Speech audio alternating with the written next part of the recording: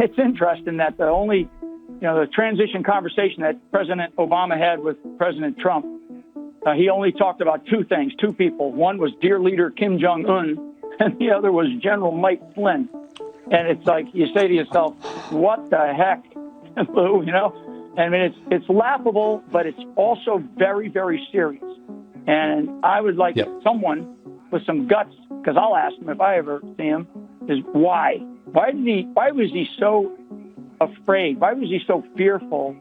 And why did he have to mention that to Donald Trump as though, Flynn is public enemy number one? Well, that's General Michael Flynn there in an exclusive interview with Fox Business anchor Lou Dobbs, where he says that during the transitional period between Barack Obama and Donald Trump, Obama made it out like Flynn was public enemy number one.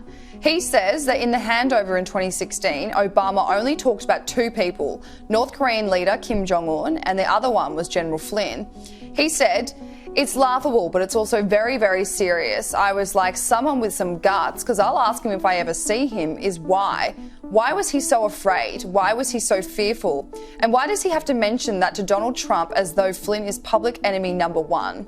It comes after Michael Flynn was pardoned a week ago by President Trump after he pled guilty to lying to the FBI during the investigation on whether or not Russia meddled in the 2016 election. The whole case loomed over the Trump administration for years, as it only came to light a few days into Trump's presidency.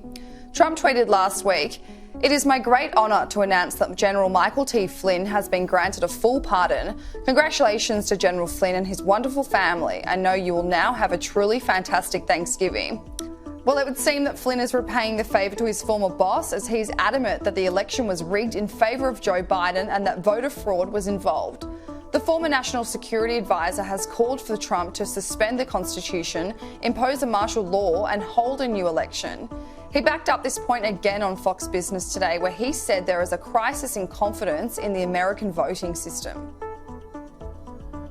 We have a crisis in confidence in the very fabric of our country right now, and that's our election system, our one person, one vote privilege that we have, and that privilege is given to us by the many, many millions of people who have sacrificed their very lives over the history of our country to give us that ability to have one person, one vote in a very free and fair and transparent election process. We are not going to have confidence in this thing unless we get this right. So the governors of these various states, some of which I've mentioned, they're going to have the guts to say either we're going to have a country and a fair and free election process or we're not. And if we don't, I am afraid to think about what people will do in the future.